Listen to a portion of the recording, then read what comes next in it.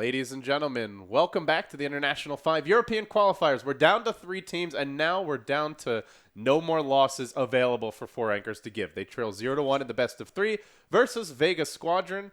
Our draft has already begun, so we're just going to go ahead and hop right into it. Of course, I'm LD. I'm joined to my left by Capitalist, and we will have Merlini as well as Hani joining us for the analysis of the draft. Gentlemen, welcome back, and let's get into it without any further ado.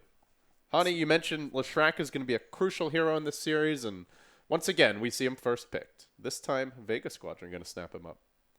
They banned on the gyro this time, which they didn't last time, and he shouldn't have had that much of an impact last game. He got shut down pretty hard in lane. They got a couple of good kills on him, but I mean, that's one of the benefits of gyrocopter. You don't actually need that many items to be useful, and if you just win 1 or 2 team fights, you can catch up really, really, really easily. But again, that was mostly for ASE giving him too much farm by losing a lot of fights and losing a lot of map control, as opposed to gyro actually being the best pick last game.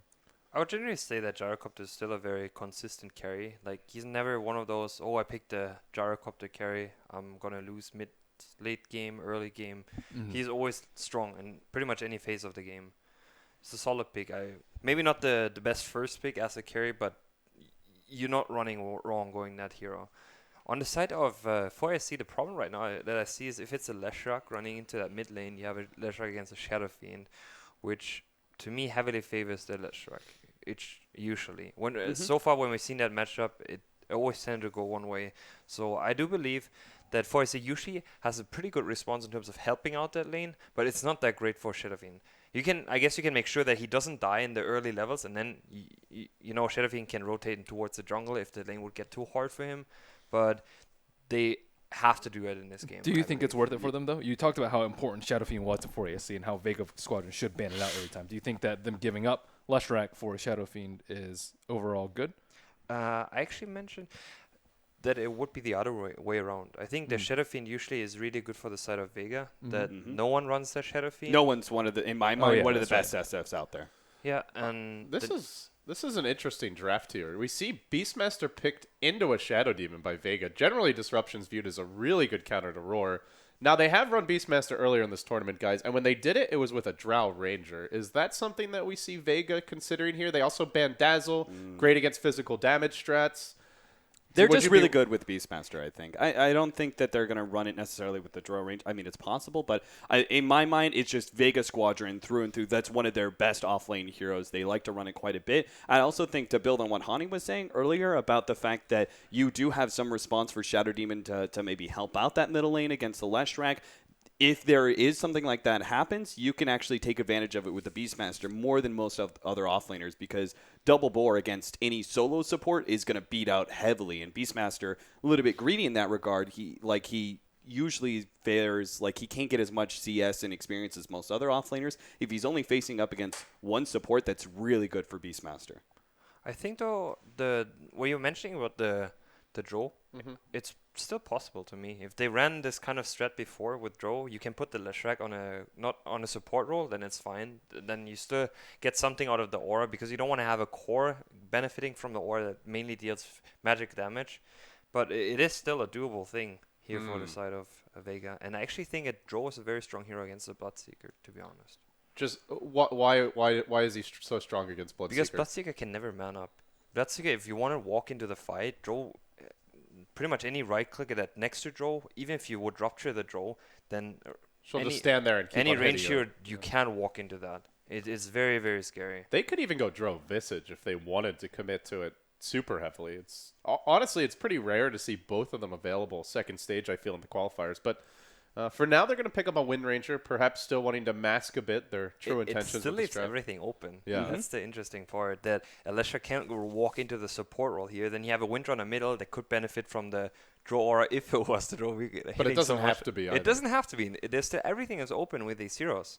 I actually like this a lot. Yeah, and Wind Ranger is still a particularly strong hero against the Bloodseeker as well. Again, like Bloodseeker, it's unlikely you're able to man up on a Wind Ranger because she still has Wind Run. She turns, fights you, focus fires. She's going to dish out a lot of damage before you can actually get those right clicks necessary to finish her off. The clockwork now for 4ASC, we talked about how it's can be good versus the Leshrac if you're ahead. I'm kind of questioning it here. But yeah, there's another Vega hero right there. This is something that Alliance was running a lot. It was even when Sniper was before he got nerfed, they'd run like the Pycat Sniper or Shadow Fiend or even Troll mid occasionally, and they'd all often have Loda playing this safe lane Slardar. Didn't we see that Bloodseeker just kind of was pretty good against the Slardar though? The Bloodseeker against Yeah. Slaughter, you can make him not move. That's the one thing. I'm just still trying to look at this Windrunner and Leshrac because to me Windrunner the best lane that he has is middle, and I'm just wondering how it's gonna work. That you have a Leshrac with a Slaughter, then on the side of the support, Leshrac is just you don't have a target stun so far. I mean, there could be still another support obviously coming that achieves that. On the side of 4SC, I do like when I see a Beastmaster in the first two, the one hero that comes to my mind in terms of counter picking would be a Night Stalker. Unfortunately, it doesn't really fit anymore, but I would have liked to see that because you negate the Hawk almost 100%. How do you feel about the Bloodseeker? Generally, when we see him, it's with someone that can really benefit from the Blood Rage bonus damage. Zeus comes to mind. Or at least a lineup that has a lot of like general damage potential so that heroes get low and Thirst is active pretty early. Do you see the Bloodseeker fitting in so far?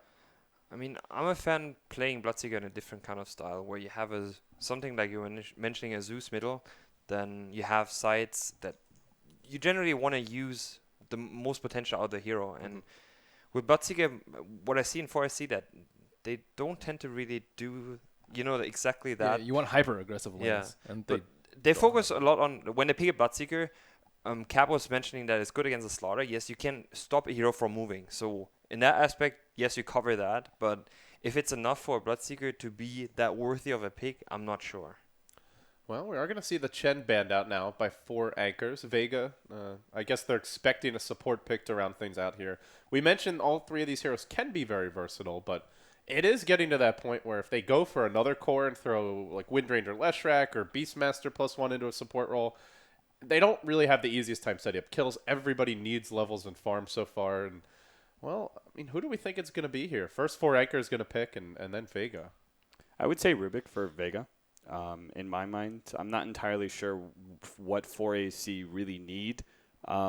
They have a decent amount of initiation and damage. Lena. Okay, something that goes well with the Shatter Demon, I guess. That makes sense. Gives you some burst to help that Thirst proc as well, which is nice. it's also really good at just killing Slardar. You want to keep Slardar as underfarmed as possible. Leshrac can catch back up pretty easily because he has a lot of AoE to farm with. Slardar, if you kill a few times and you delay that Blink Dagger, that just makes the game so much easier. Shadow Demon and Lina is also a very, very strong support duo. That's true. And I feel like on the side of 4 anchors here is that the 2 supports in that last game have not gotten enough credit. I felt like they carried the early mid game for them. Great saves, great hexes on the Storm. We were mentioning the one Storm fight where he jumped in, he didn't get the BKB off, but it was also a very good reaction by the line that he instantly got that hex off, and which probably caught no one off surprise there. They would have lost a lot harder if it wasn't for that support play from Boogie and Valak. So, with that, Enigma is the final pick, gentlemen. Did anyone see this coming? By the way, out of curiosity. No. What are your thoughts on Enigma here, Cap? I mean, it's big team fight potential, but I really thought they were going to be going hard in the paint for early aggression, right? You pick up the Rubik, Leshrac combination, you grab. I think it was really important that they make Slardar go for a Blink Dagger and be a heavy initiator because I feel like Slardar is pretty heavily countered here against Bloodseeker. You two guys talked about the burst damage possibilities. Like his sprint is not going to be a whole lot really that viable in many team fights. So I think they needed to be aggressive with those 3, and then you have the extra utility out of the Beastmaster, and then the Wind Ranger takes over essentially the 1 position. But Right. they just be very aggressive in trying to end the game by 35. No, that's not their style, though. If you look at last game, they lost the lanes, and then they just completely came back by far better team play, moving around the map as 5, using all their smokes, trying to fight with Roche, and they just, constantly fought. And this lineup versus ASC, like Vega's team fight is unquestionably better. Firstly, they have better vision with a Hawk. They have several AoE stuns on top of Black Hole. And for ASC, I mean, Bloodseeker, not the best team fight hero, especially once BKB start coming out. Lina and Shadow Demon, especially as support heroes, don't really offer that much. To me, 4SC they kind of have their own style in terms of, it doesn't seem very safe to me. When you pick a Bloodseeker, it generally is not safe unless you run this AoE combo around it. And they like the hero, obviously. They have played it, they won with it, and it is successful for them, but it's not safe. Like Lina as well as Shadow Demon support is also not safe. You have to get something done You early. smoke. Yeah. If your smokes are not successful, you often tend to do nothing that game, and you just get picked off. 4SC likes to run that style. It's just, I guess it's all or nothing at this point for them. So they might as well go with a strat that can go either way, really. Well, I guess it got them here, so let's see if they can take them all the way. Before we let you guys go, who do you think is going to win this? Originally, 4Anchors was the team most were predicting after game 1. Do you see this going to a game 3? Or do you see it being a 2-0 sweep here for Vega? I like Vega's draft a lot more. I mean, before we both said 2-0 for ASC, but I favor Vega's draft more. They have better team fight. I think it suits them a lot more, and I think they're prepared for AFC's style. I think I said 2-0 as well here, and the problem I see is that on the side of 4SC, the draft seems even more scary. Very it volatile. seems even more scary. Whereas before you have a Weaver and a Viper, you can make it work. It's not great going into the mid game if you're behind, but they were ahead, and they didn't make it work. All right, with that, we're going to let you guys have a break here. We'll bring you back for the post-game analysis, and Capitalist, we're going to take over from here. So, off the bat, Cap, we do see 3 wards planted down in the Vega jungle. They are trying to slow this Enigma, which is where Solo, as we just saw, tried to sneak into the enemy jungle, but he was rebuffed by the Shadow Demon. He's going to have a tough time here. Not sure if there's any sentry wards or if they're planning on buying any. Yeah, one of the most interesting things about this laning phase is probably going to be the top. We have Beastmaster Mag facing up against Matumba Man's Bloodseeker one-on-one. This is a matchup that can go like heavily one side or the other. Most Bloodseeker one-on-one matchups do. It's all about whether or not you actually get those Blood Rage last hits and keep your HP up. Otherwise, he can easily be zoned out by the double bores. But I don't see that likely. I think Matumba Man's a good enough player. He should do fairly well in this lane. Then you have the one-on-one matchup of No One's Wind Ranger up against Nymphy's Shadow Fiend. We've seen before in the past that Wind Rangers can really take it to Shadow Fiends in the early laning phase, abusing Wind Run and trying to keep them zoned out as much as possible, but No One focusing a little bit more on a CS game right now. Yeah, Nymphy has already chewed through all of his mana. Doesn't have any more raises available. Still waiting on that bottle to make its way out here around the 2-minute mark. But looking at the jungle, what do you think the play here is for Enigma? He tried to go into the enemy jungle. He was denied. It looks like he could make that move now as Boogie's here. Or do you like him sticking around with a limited set of camps just in case this bottom lane needs help? I would have thought that it would have been the best play to go top where the Bloodseeker is super susceptible to being very aggressive like he is right now. I mean, he pops that Blood Rage and he starts pushing forward. You can easily make that turn if all of a sudden the Enigma comes in from the side. But I guess he feels it's a little bit more important. I mean, he got rebuffed first of all, but then he maybe feels it's a little bit more important for him to be a part of that bottom lane, a part of that like aggro tri-lane that is sort of being run by 4ASC to make sure the Slardar isn't shut down. Like Slardar, I feel like already has enough going against him in the mid game. We'll see if they actually make the dive here on Mag. Mag is getting pursued heavily, but he has the salve. And with that, Matumba Man taking some tower shots on the way out, but fairly durable. He'll now immediately look to heal up. And that's the cool thing with Bloodseeker in the lane is if he's not low enough that you can send him home, he heals right back up, and now he's traded nothing for all of your consumables. Yeah, you have to try and punish him immediately after he makes an aggressive play like that, but he runs back, he gets two last hits. Bottom lane, though, we may have a wraparound brewing here. The Enigma's moving into position. It's going to find Boogie. Doesn't have enough mana for a Malefice, and don't really want to be using that unless you have a guaranteed kill. So he'll back off for now. Yeah, this is still good pressure on Pasha. They're going to go on Trixie now, trying to pop that sprint in order to close the gap, but miss Split Earth plus a 2-man Light Strike array, and that'll easily keep Vega at bay.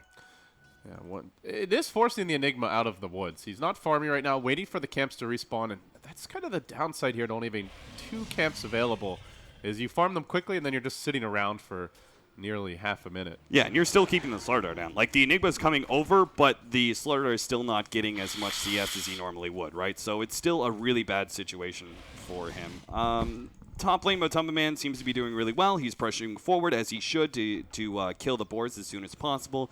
And once he gets those last hits, he's in a great position.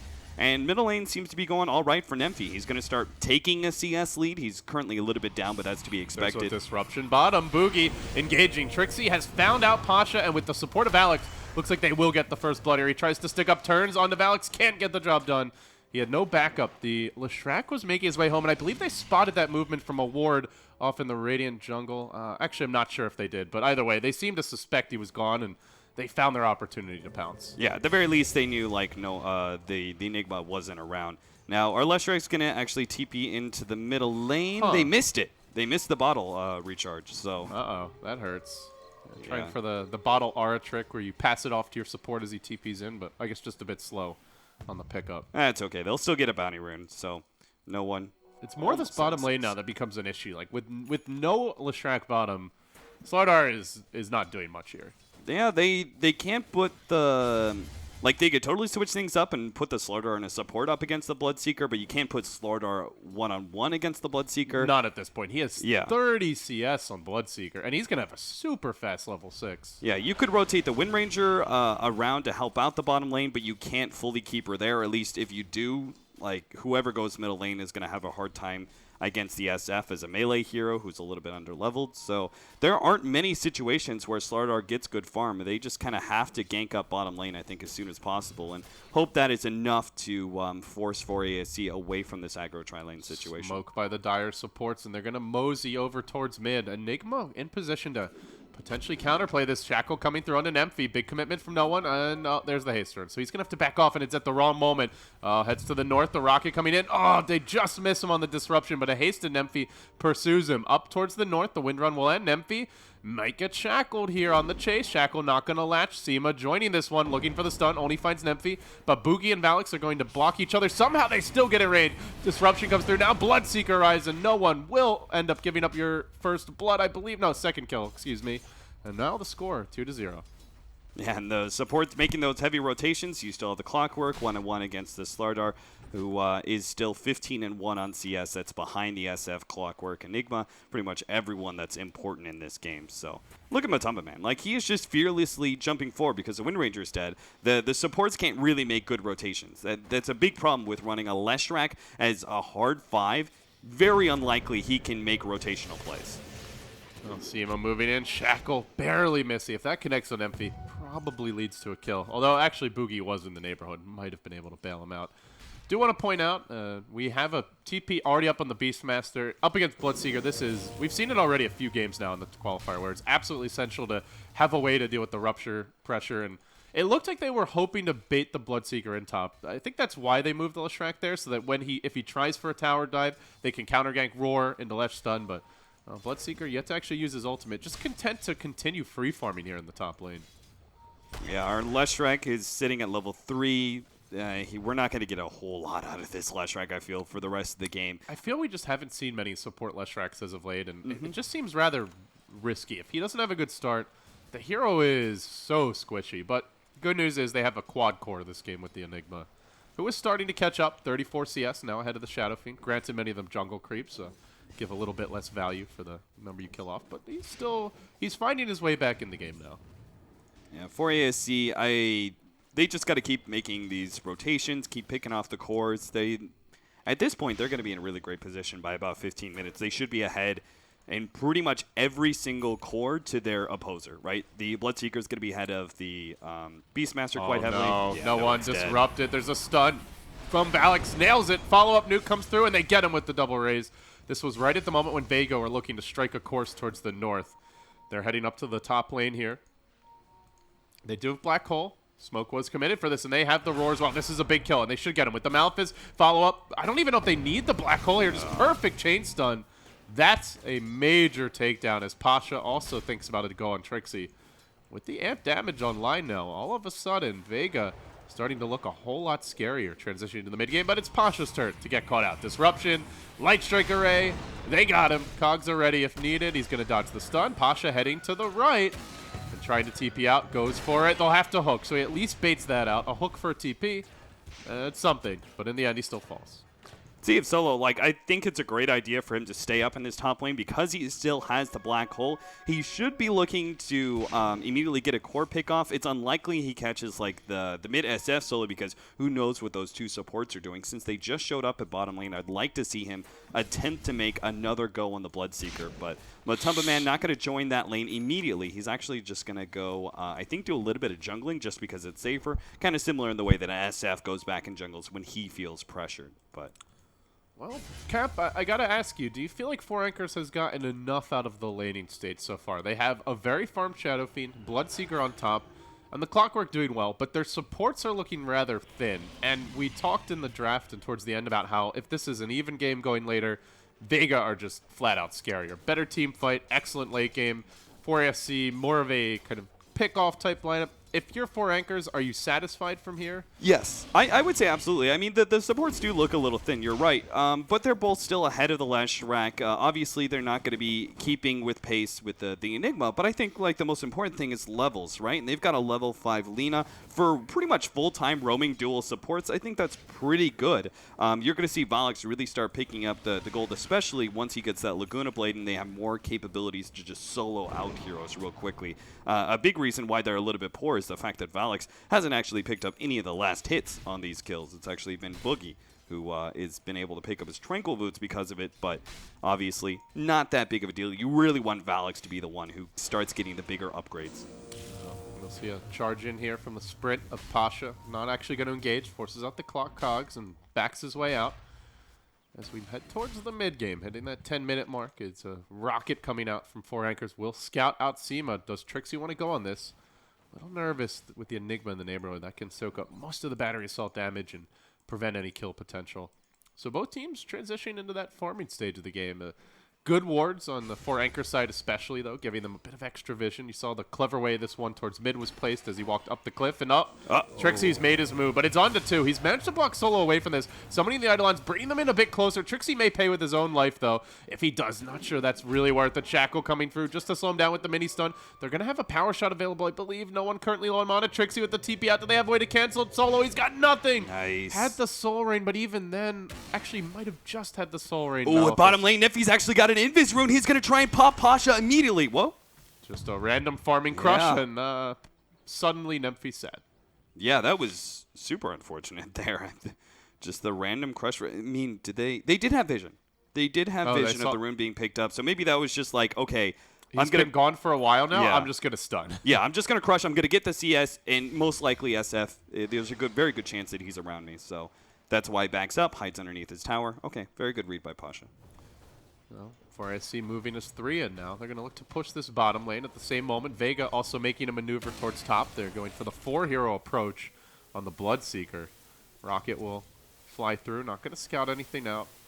And Bloodseeker is backing off. Just good movement from Matumba, dodging most of these ganks and playing very defensively. Yeah, they just threw a Hawk over there, which he killed immediately as they came across. So he probably feels like, okay, because they're trying to scout me out, it's very likely that they're going to go for an attempted gank. But he's they not are going to backing up find him. enough. Shackle's there. The follow-up's coming through now as they power shot him, looking for the Malphits. The chain stun again.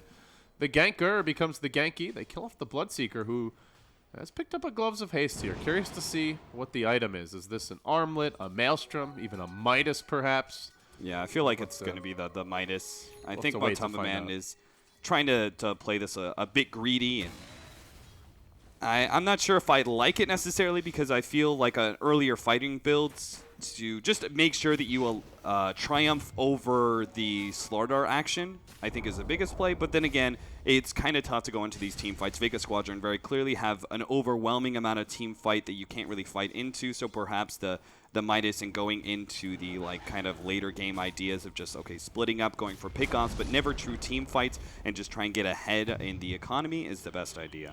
But while he's busy looking towards that, Vega are getting the Fight Now items. They're getting a Necro Book and Mag. He's got Necro 1 complete. Solo's picked up his mech. And we are going to see a Blink Dagger from the Slardar. This, it does somewhat echo what happened last game. We haven't seen the bad fights yet for Four Anchors, but they had an early lead, and then they backed off for the Midas on Viper, and then it just took one bad fight, and Vega were in the driver's seat. Yeah. Could happen again here if it is indeed a Bloodseeker Midas, which we're not actually sure if it is yet. Yeah, it might not be. It kind of looks like it, though, just based on the amount of gold he's saving up here. We also had the Gloves of Haste picked up by no one. Not sure if you mentioned that one, but that's going to be Maelstrom. When no one goes for his Wind Ranger, he pretty much always goes Maelstrom first, and then he's going to go Axe Crit.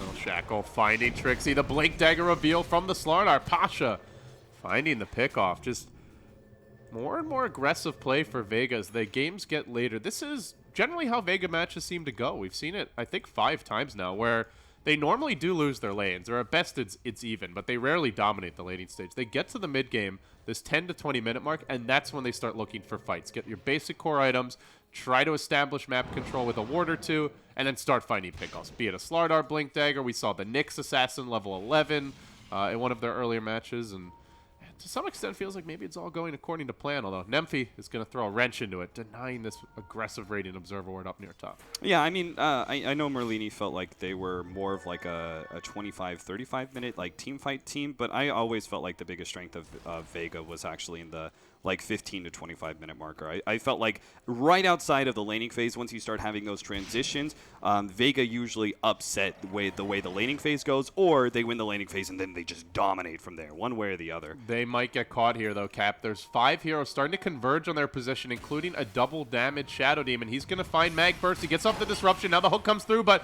it ends up hitting a Necro Creep, not a core hero. Trixie caught out. Boogie likely to drop here. In fact, he will. Trixie on the run. Can he make his way out? He barely survives. 60 HP. A 1-for-1.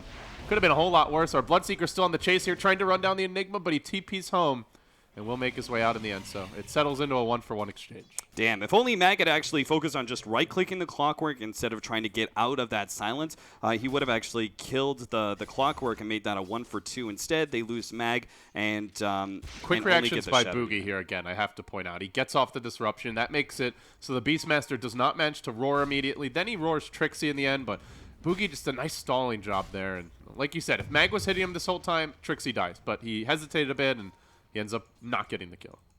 So now the push in, we see the point booster actually picked up by no one. Did he sell the gloves, or they're just sitting in the stash? I thought he had gloves, right? Yeah, I guess he must have sold them. So he sells them for point booster and now goes straight I guess he was debating the Maelstrom and then That's figures, really weird. I really want the eggs. Yeah, he pretty much, I mean, every single time that I've seen no one play Wind Ranger, and it's been like 5 or 6 times, I've seen him go Maelstrom first. So combining with the selling of the gloves, it's kind of weird. But I mean, I can't understand going straight Aghanims because I feel like you do need some heavy stats early on in this game. He is rather squishy, and that's what 4 Anchors really excel at, the burst damage. The Rupture, somewhat a counter to trying to wind run away, though you can evade some auto attacks. They've got so much nuke damage, as well as that Laguna Blade. We'll see Pasha on the TP out here at bottom. Hook! Oh, Trixie. Just a bit off the mark. Missed opportunity there. Yeah, that could have been a big play. Picking out the Slardar, making sure he doesn't start making that transition into the BKB. But for now, Vega Squadron, I think the hero that they need to be most concerned about is actually Mag. I mean, if he gets that Necrobook 3, which he almost has Necrobook 2 already, you got to remember, they put him 1 versus 1. For AAC, got to keep in mind that, like, yes, Matamba Man won that lane just purely through the laning phase and being able to out-CS the Beastmaster pretty easily, but they got to keep in mind that Beastmaster still got a lot out of that lane, and Necrobook 3 is going to be, I think, a really big factor in these fights. It's such a big team fight item. You could already see the way that Vega are leading up to team fight items. I'm really starting to worry here for 4 Anchors. Even though the game is still quite even, they have not threatened any major objectives. The Tier 1 mid's still up. They haven't tried to go for Roshan. We did end up getting a Midas out of Matamba Man, who's now up to 2,300 gold, but it feels like they're just playing into Vega's hands as far as how they want to approach this game. They're not really forcing fights early. Vega have the quad core. Leshrac even can be a core, although I doubt he'll find much farm the way the game's developing, and it must be for 4 Anchors. They're waiting for like that next round of items. Looks like Alina Yule Scepter is the choice. Nemphy, what is he building towards on the Shadow Fiend? Probably the BKB. Yeah, he's got his Ogre Club. And BKB. I think from there, you whatever the Bloodseeker gets, be it Blade Mail or BKB, then you've got to start just taking fights. But how good is BKB actually this game? You've got Black Hole, Midnight Pulse, Focus Fire, Roar, Amp Damage, Bash. I mean, it's not like you get a BKB and you can just run at Vega. They can still easily bring you down. Yeah, for sure. That's where I'm a bit worried for 4 Anchors. Yeah, I'm a little bit concerned about that. I'm also kind of interested to see what solo goes for this game. I feel like... Oh, blink away real quickly. Nice jump out. They also get the middle tower, but they were trying to go on bottom lane. Pasha managed to make a blink away at the last half second. Now he is Thinking about reinitiating. Anyway, Solo's got 2,200 gold, right? I feel like Guardian Greaves is pretty good versus Bloodseeker because he's so dependent on getting that first kill that the 15 armor and 15 regen of Guardian Greaves, once you're brought below a certain percentage, like Bloodseeker commits heavily for a kill. If he doesn't manage to get that kill, then the team fight snowballs against him pretty heavily. So I feel like that low factor, the aura, is actually a pretty decent factor in these games. So I would like to see Guardian Greaves personally, but could be a really nice choice for the reasons you mentioned. Instead, he goes for the Blink Dagger. Okay, I mean, I thought BKB was his other option. There's not. BKB Black Hole is almost unstoppable this game. There's only Hook There's Shot. only Hook. I felt like those were the two obvious pickups, but instead he goes for the very aggressive pickup of the Blink, which may be used for split pushing. He can go Blink and then back into BKB. I feel like that's kind of the pretty standard choice. But sure. Well, Vega just not really feeling the heat right now. They're farming most of the map. There's aggressive wards from 4 anchors, but we don't see them actually using them. They're not trying to pressure for kills. I think they're waiting for the next round of items, which they are about to get. The BKB coming out on Bloodseeker. Lina Yule should be done momentarily if it's not already. And your Shadow Fiend BKB, and then you go. Yeah, I actually feel like Vega are the ones that should have been the aggressors here in the last few minutes to punish the Midas pickup of the Bloodseeker, who, again, if you just 5 mana into him, Bloodseeker probably not going to be real dominant in the team fight. And then you also have the SF who still wants to make that recovery, right? Mech alone is not going to win you these fights anyway. So I felt like they had advantage and just kind of let 4ASC almost farm their way back into it. And now with the BKB, they have the Bloodseeker and the BKB almost up on the SF. That's going to change a lot. Well, there's a TPN from Slardar, and Pasha is not going to let this mid tower be taken freely. We'll deny it. Vega hanging on here in the mid game, just waiting to get their next round of items out. 4 anchors about to hit their own timing. Looking for that first real aggressive move. It's been a very quiet past 10-12 minutes. Necro Book 3 is now completed. And both teams continue to farm. There's no real sense of urgency here in general. Yeah, you can Calm see me for the storm. It's the same thing as last game, right? Like Vega Squadron actually had like a very farmed 4 position. Were able to keep their essentially 4 different cores. Their 4 position was a core last game, I would say. The solo just farmed up so much that they managed to keep them all kind of in the same area of net worth, while 4AC very heavily focused all of their net worth on just their hard carries. And then the support just fell way behind. It's the same thing kind of here. They have Bloodseeker and SF taking a very dominant net worth lead, and then everyone else quite heavily falling behind. I think that's fine for 4ASC, though. You don't really need much on the side of, like, Clockwork doesn't need that much. Of course, Lina as a support, you can get some pretty big items, such as the Aghanim Scepter and everything else that we see from a core Lina, but it's not a necessity, I would say. So I think things are looking actually quite good for 4ASC Vega, right now. they have the Slardar factor as well as Inner Beast. They can row super quickly, and they're going to gamble it. There's a clock on the enemy team. This is going to take like 10 seconds. Rocket flying in. It wasn't over the pit, I don't think. Nobody on 4 anchor seems to know, and Roche is already about to die. Is there a hook forward? Can they go on this? It's too late. Aegis claimed already. A gamble by Vega pays off in a massive way. They'll now scoop up an item that was dropped in the pit. Trixie just has to scratch his head. They're going in, though. They're going to fight into this Aegis. There's a roar. They're smoking. Radiant Ward spotted this movement, and I wonder if Vega looked to counter-initiate.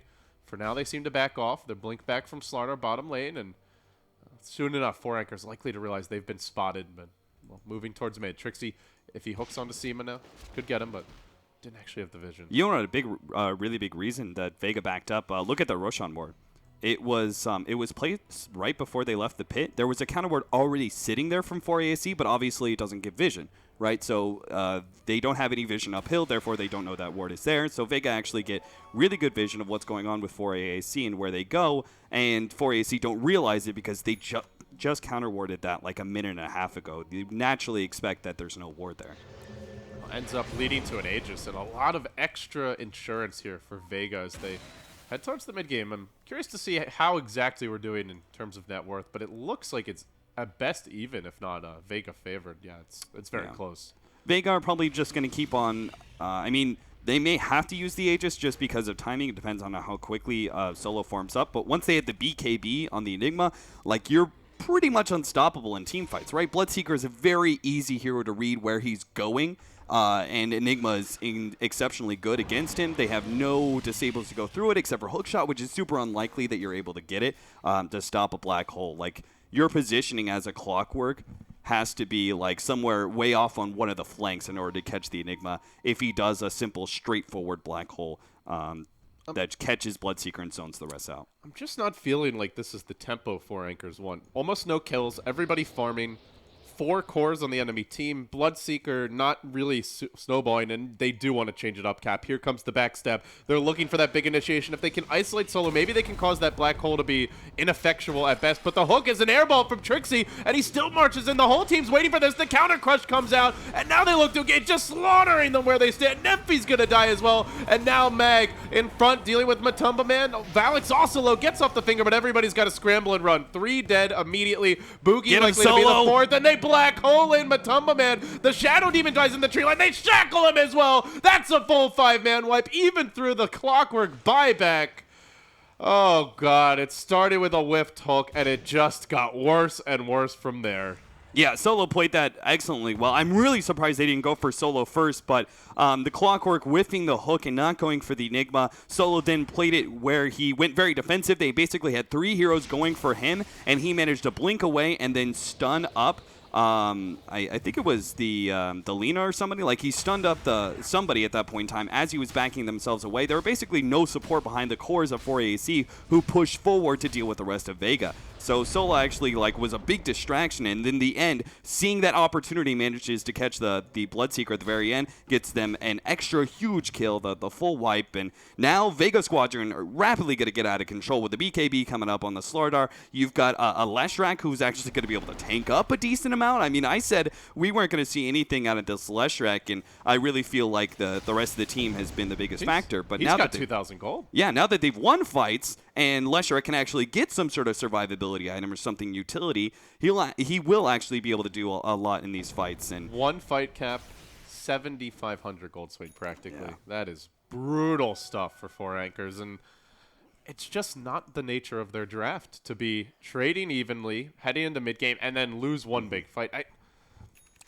I don't know. It does feel a lot like last game. They had a core that's more of an early to mid-game hero generally. The Bloodseeker, much like the Viper, someone who wants to push the tempo, stay ahead, and keep the opponents down. And he tried to play the farming game. They may find Solo here bottom lane with a Rupture. I'll just TP out. They also don't have many ways to deal with that BKB TP. They only have the hook, which is going to allow Vega to play a little more aggressively on their split push here as the game moves along. They're starting to... It's starting to feel like it's Vega's game to throw. Even though it's even, they just have that natural team fight advantage and a lot of insurance against the types of plays 4 Anchors can make. There's the other BKB when Ranger grabs hers. You Triple also BKB, have, I believe. Yep, the Enigma about to grab his, and then I believe Blink Dagger coming in for Mag. So now they actually have a decent amount of initiating factors, so they can initiate with the Beastmaster, stunning someone up, preferably like the Bloodseeker or the SF, and then popping Necrobook and going for that. And as for AAC trying to react to that with like the defensive disruption or what have you, then there's the counter initiation play from Enigma.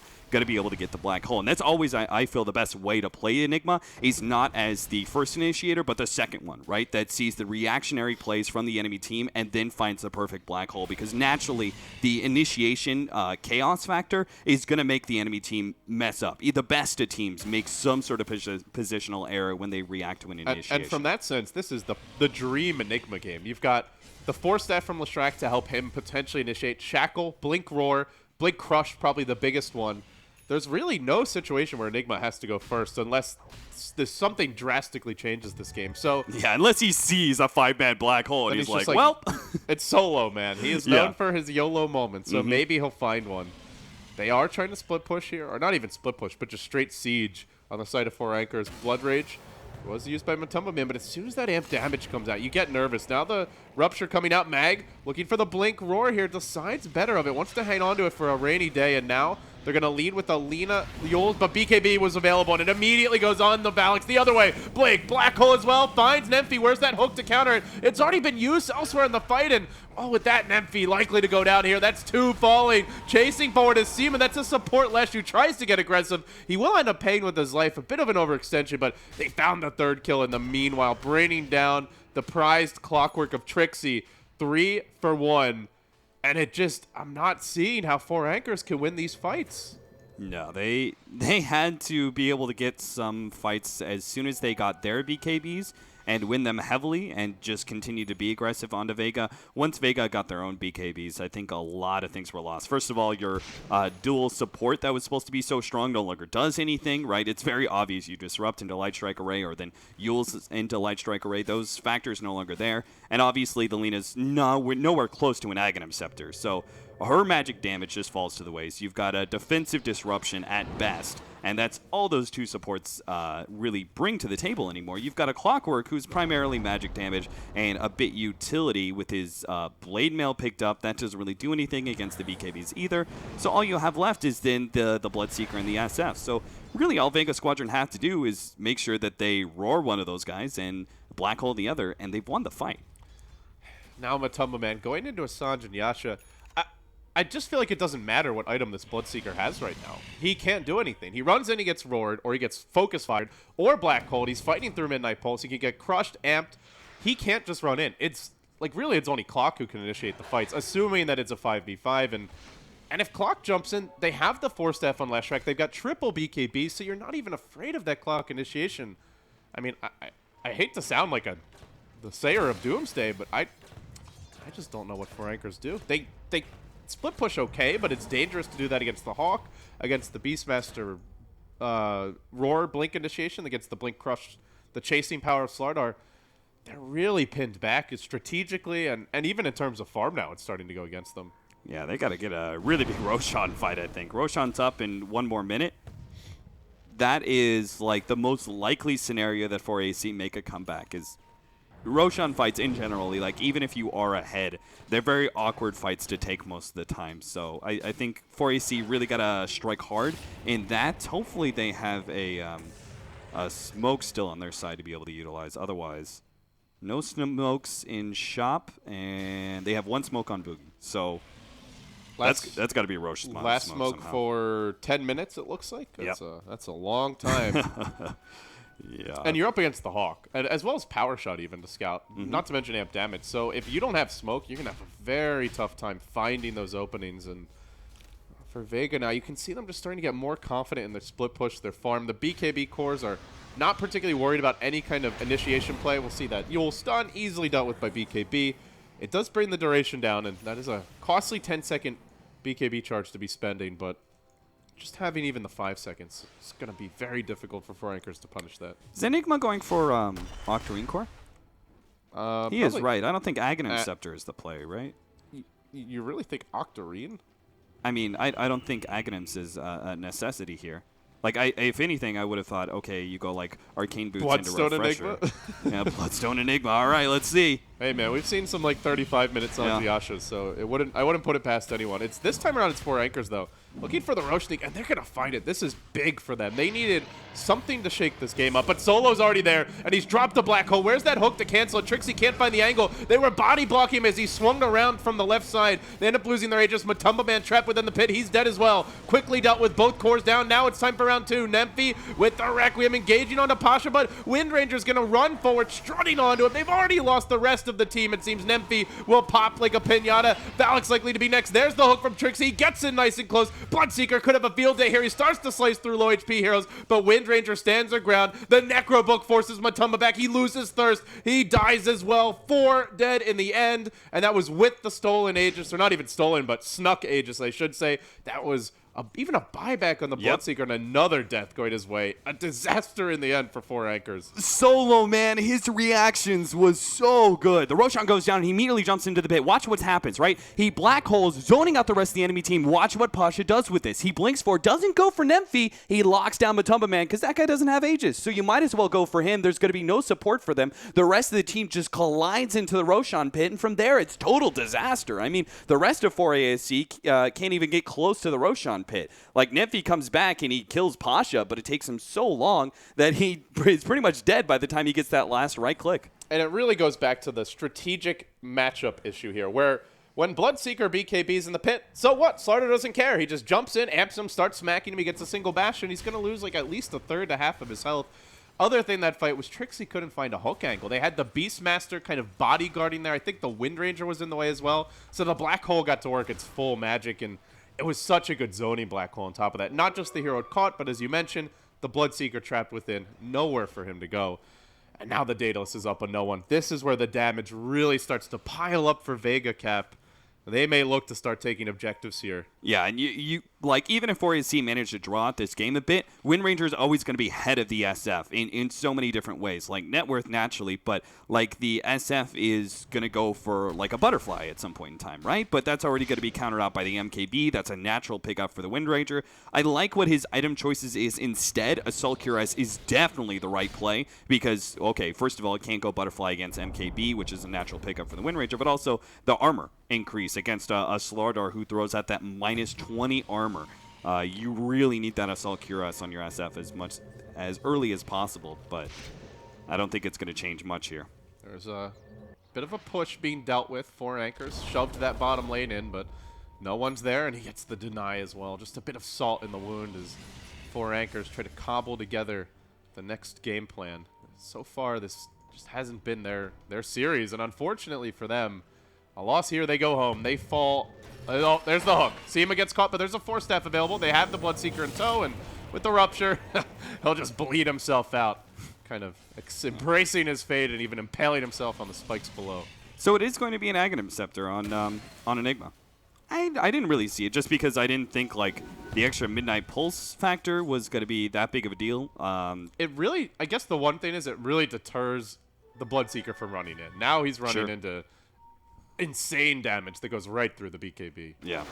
I was just looking at it going like, okay, you're not going to have particularly tanky heroes, so the Midnight Pulse factor is good, but they are running 3 range. That's where the Midnight Pulse isn't really the best, but I think the way the Vega are approaching this is if we just kill one of the cores, most likely 4 anchors lose the fight. Whoever's left is getting focus fired or roared or amp damaged and bashed or all of the above. So that's where Solo has an easy Enigma game. Not only does he not have to go first, he doesn't have to find more than one hero. One key hero, the fight's pretty much going to be lost for 4 anchors from there. And the pure damage is going to allow you to rip through, like, the high armor of like, SF. He's pretty dependent on, like, just tanking up with through armor and hoping that, you know, he can survive through the physical damage that's being thrown at him. But then you've got the pure damage cutting right through him from Midnight Pulse. But what else do we got? Slardar, who's probably going to be building Assault Cuirass now after his Blink BKB. I just can't believe the level of items coming out for Vegas. Consider how this game began. They had a off-lane Beastmaster who was getting completely wrecked by Matumba Man and just had nothing going for him. Solo had 3 jungle camps warded, never even bothered to try and deward them. The middle lane was at best a wash between the Shadow Fiend and the Wind Ranger. I think Shadow Fiend was actually out farming him to a decent extent, and the game is just not. Since then, they didn't do it enough with that lead. It feels like because Vega now have legitimately 4 carry heroes, and Leshrank, who's ahead of 2 of the enemy heroes, including the offlane Clockwork. That is a real sign of just how much Vega have gotten accomplished as a team. That they have a 5-position support with a greedy quad core draft that is not the least farmed hero in the game. Oh, nobody on the side of 4ASC has a buyback, by the way. So if Vega managed to get some sort of pick off and push uphill, it's probably going to be a full Raxing. So 4ASC with the smart plays sitting inside their base, waiting it out. Unfortunately, they, as we mentioned before, they didn't have any smokes to work with, right? They only had that one.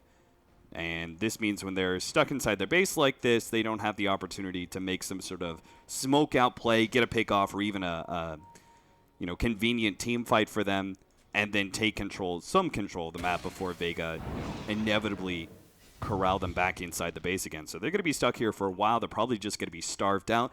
The best they can really do is just move out with Matumba Man most likely and get some CS inside of the jungle, but that's really about it. Checking out the Radiant Vision. This is excellent map control they have right now. Would like to see one ward up towards that top lane, but I believe it did get dewarded a bit earlier. If Vega can just, as you mentioned, keep 4 anchors bottled up, it's not like they have a whole lot to farm for. Vega still farming this mid lane. No one's the closest to the 4 anchor squad, but again, not the easiest hero to go on. He's got a BKB. They don't have the clean initiation available. Trixie, though, is thinking about a hook, but he's got to be very, very nervous after the way these last few jumps have gone, and he's about to be scouted. In come the Eidolons. They'll see 4 anchors, and they'll usher them back towards the base, but Solo wants to go in. He forces forward, blinks as well. The amp comes out. Oh, they get the Rupture. That will deter any sort of push. But BKB now down on Shadow Fiend, and I mean, maybe that's enough for Vega to threaten high ground now. Sure, Slardar used his, but there's only really the one reliable damage dealer in fights, and that is your Shadow Fiend. The AoE ranged carry. They're going to begin their siege now. BKB or not on the Slardar. Nobody has buyback, as you mentioned, Cap, and actually nobody close. Unless there are multiple kills coming out, there won't be a single hero who has it for this siege. Vega pressing their advantage now. The wave getting quickly dealt with, though. They may get cold feet here. Seems they decide now's not quite the time. They'll back off, look to re-control the creep equilibrium, and push these lanes right back out. Yeah, no need to risk an uphill push, I would say. Like, you just got to starve for AC out. Once you get the Aegis, this is going to be the third Roshan coming up here in just a few minutes. Aegis and Cheese, you put the Aegis on Wind Ranger, she sits in the front, Wind runs and focus fires down the tower. It's a very safe way of being able to take down buildings. Meanwhile, Solo making those solo plays mid lane. Somehow he's the man in front here. He's blinked forward and does force out a BKB. Matumba Man with the rupture there. Now they're going to silence him with Shackle coming through, and he will retreat himself even further back. Bit unfortunate there. May really undermine any sort of aggression that Vega were planning. They have earned charges, but Solo also a bit low on his mana pool. How much is he sitting on now? 700. He's regenning a decent amount. Is this a Lotus Orb for a Beastmaster? Could be really good this game, actually. Yeah, I'm not sure. Like, Refresher, I don't think he has the mana to use it. I mean, it's possible. Like, a lot of Beastmasters like going Refresher before, like, Aghanims. Oh, the jump in from Trixie. Well, Solo doesn't have the BKB, or he'd be going right in for a black hole, but they still get off a crush here on Trixie, and look at the damage coming out from Pasha. He almost single-handedly brings him down. Now the black hole! It's found two. Valak's caught within maybe the next man. Now they've lost two. It's about to be... Well, they're about to lose the lead, and now the three fall in the end. Shadow Demon, or Shadow Fiend, I should say, buybacks immediately. But Tumble Man has a lot of move speed, but he just gets shredded by the left strike damage. He can't even find a single kill. It's a complete train wreck of a fight. 4 heroes crumble. Not a single man down for Vega, and now they thrust forward. Wind Ranger has Focus Fire available. Only buyback on the Bloodseeker. It was close to that Bloodseeker snowballing a little bit in the fight, but with the Shadow Fiend dieback, there's really no way to hold this any longer. It seems Vega are on the precipice of moving into the International 5 as at least the European wildcard, with a shot to even take the qualifier slot over Na'Vi. Whew, you know you're in some serious trouble, man. I thought that Leshrac was just going to be food for the Bloodseeker almost the whole entire game because he's a hard 5 Leshrac, but they end up winning some fights, and next thing you know, Matumba Man, he makes the right play. So when they go in like this, the initial initiation doesn't really do that much. Solo's going to get a 2-man black hole while Pasha deals with Trixie. I think inevitably, like, Vega win this fight straight up from there. But also, Matumba Man couldn't do anything. You're going to watch him drop quite low because no one is going to focus him down immediately. Pops BKB, focus fires on him, and Matumba Man's out, right? That's why Wind Ranger's so good against him. Bloodseeker comes back, right? He wants to be able to get that initial kill to start snowballing, and he's going to go for the Leshrac. Watch what happens, though. The Leshrac's too big. He's just going to get blown up. He gets one little stun. Seamless Slayer lives, and then it's all over. If he had gotten that kill, he could have turned to kill Solo, and then he could have gone for no one. 3 kills, a full HP Bloodseeker. Who knows what happens from there? But you can't even get that initial kill on the hard 5. And a lot of it just comes down to the whole team's farmed. At this point, it's just a raw numbers game. Looking at the net worth, every single hero on the side of Vega out farming their counterpart on the other side of the map. Pretty much. It's just getting out of hand, numerically speaking. It's a numbers game that they seem ill-equipped to win, and Bloodseeker just isn't that 1v5 carry. He's not if you're ahead, sure, but when you're behind, he can't just run in and solo the entire enemy team. Like, Matumba Man was close to maybe getting a couple kills there, but there was still Slardar with plenty of mana. He had his Blink Dagger ready. Bloodseeker's probably dying regardless. It's just not the way the hero's meant to be played. From behind as a 1v5 run in and try to fight it out against all these BKB counters, mass physical damage, and then to make matters worse, as you've been pointing out, they've got perfect ways to deal with him. Focus Fire, Wind Run, minus armor, BKB piercing disables. I don't know what they do now, honestly. This feels like a complete repeat of Game 1, but even more one-sided heading to the late game as far as matchups go, hero-wise. So next items, we still have yet to see the Assault Cuirass completed. Oh, he's about to get it. So Assault Cuirass is about to be picked up by our Slardar. You also have Guardian Greaves who can picked up by our Nigma, who can then go for like a refresher after that if he wants to.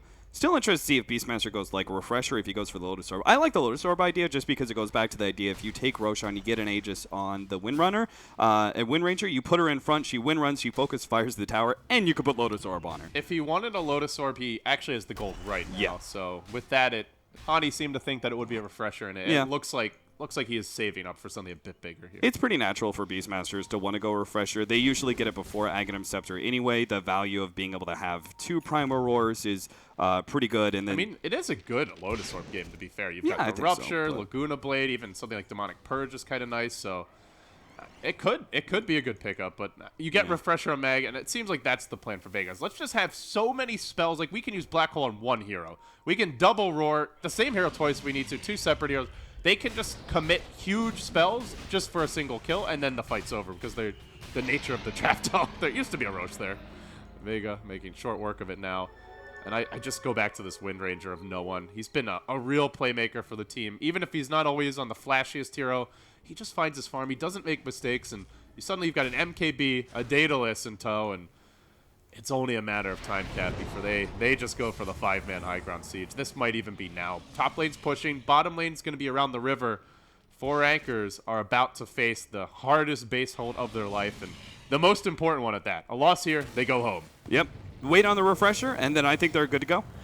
They just afford to let this creep wave go down. There's even a double damage on no one. It is wearing off fairly soon, but it's already going to do a lot. He runs directly into Cogs, then gets Rupture, but he's going to Focus Fire from the low ground. Tower instantly shredded, and now moving forward onto the melee racks. He will be glimmered, kept alive. There's the 2-hero crush. The follow-up's coming in now as they hook forward on Trixie. He gets melted apart. The Black Hole was there. Laguna from Valix does basically nothing. Almost cut off Mag, but he's not really needed at this point. They do lose their Aegis, however. It's a 2v4 as the Wind Ranger will respawn looking for the Shackle. Off the mark, but Boogie forced out, and I don't see how they fight into this at this point. They're going to lose the melee racks. Vega could honestly even start thinking about a throne push if they won, but they may play it safe. Rotating towards bottom, they just want to ensure an insurmountable advantage here. They'll Focus Fire down the tier 3 bottom lane, and Vega Squadron, one of the big dark horses of this tournament. Nobody saw them getting top 2. I think we're very few at that, but here they are crushing their way through 4 anchors. Group A was said to be stronger, but Group B is really flexing its muscles now.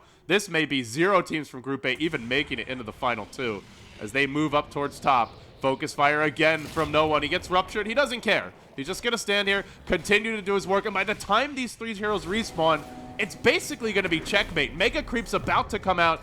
4 anchors need a team wipe, and then maybe even something more. The tower will fall. BKB from Matala, man, he's dead! In just a second, the hook comes through. Trixie's dead as well. Nobody can fight. It's GG. The 4 anchors have been eliminated from the International 5 at the doorstep of getting to Seattle. It's Vega Squadron and Na'Vi who will move ahead, and now Vega will have a shot at a best of 5 to steal that main event slot over Na'Vi. Holy cow. I mean, I thought this series was going to be close. I thought it was going to be initially 2-1 against for Vega. Then I saw that drafted game 1. Really thought, 4AC are going to take that game 1, so push it to 2-1 to 4AC. Instead, Vega 2-0 it, man. That was crazy. Crazy amount. Like, Vega just dominated that game through and through. The fact that they managed to, like, both times, the 15-35, that area, man, Vega just dominates it. It seems like that's where that is what they're built to do, is just to win the mid game and then take it late. And well, with that, to break it down a little bit more, we're going to welcome back Hani and Merlini. Hani, I'll start with you. Thoughts on the game and thoughts on Vega as a whole? If we look back at the start of the game, we had 4SC starting off actually pretty good. I felt Lina as well as SD got a lot accomplished. All their smoke rotations were successful. They got early start. They had a pretty quick 5 on both heroes, both of those supports. Whereas on the side of Vega, it didn't go as well, but they had a pretty okay start. All lanes were not feeding. Sure, you had those rotation of the support, but it wasn't just good enough against a draft like that. Then Vega responded quite well, where you had a matchup for 4 anchors on the top lane with a Bloodseeker. I think that's the optimal scenario on how you want to run Bloodseeker. A short lane against another melee, you benefit from all other lanes that get low, so the Bloodseeker don't want to get so much damage against that melee matchup. But unfortunately, Mag played that lane very smart. He did not feed on the lane. He walked very passive. Sure, he didn't get much out of the lane, but he didn't feed, which essentially meant that Bloodseeker could not go spiral out of the control.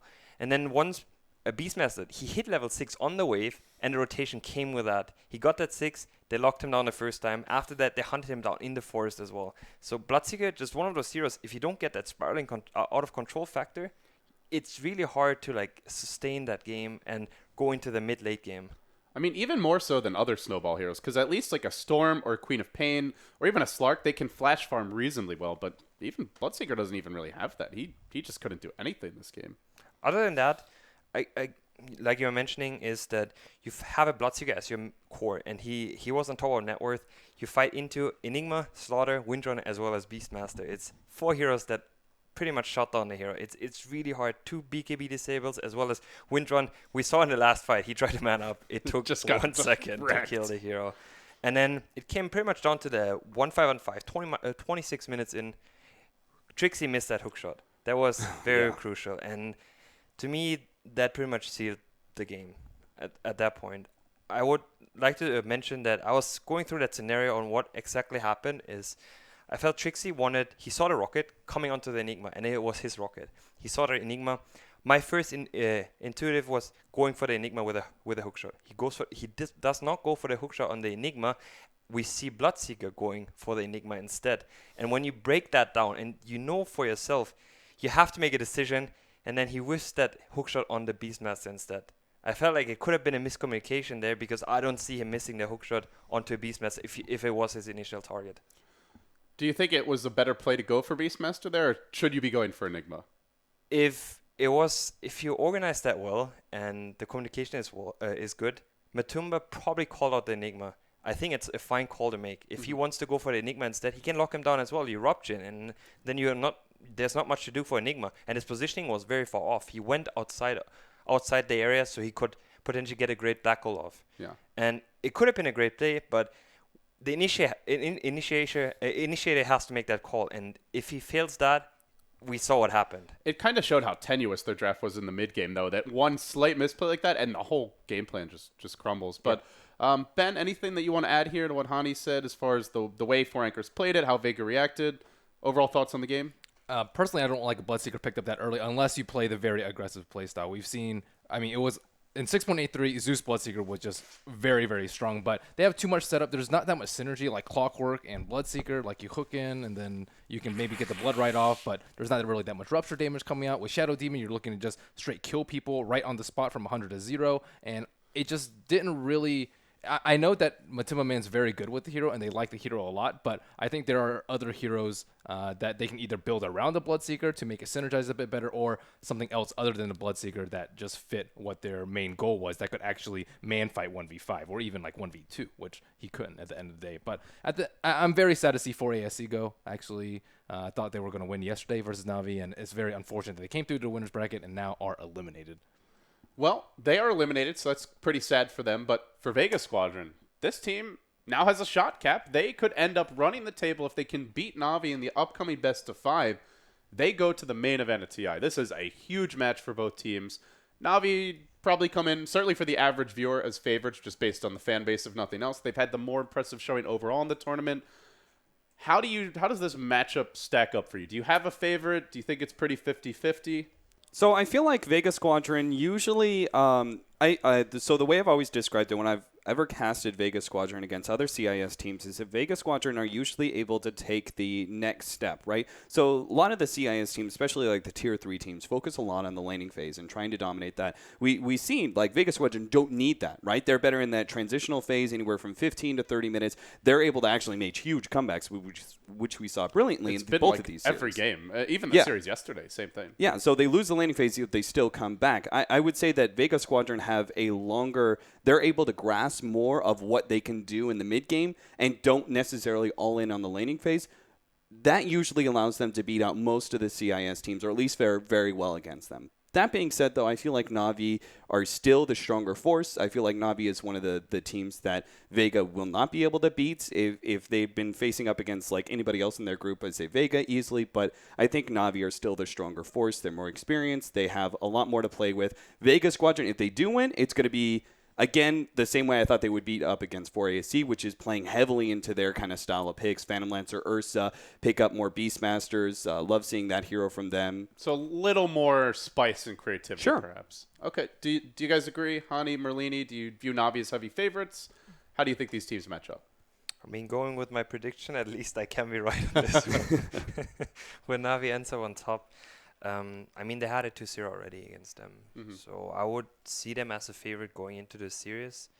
If it's going to be closer than yesterday, that's a very tough call, because yesterday it could have been 4SC's game just as much as Navi's.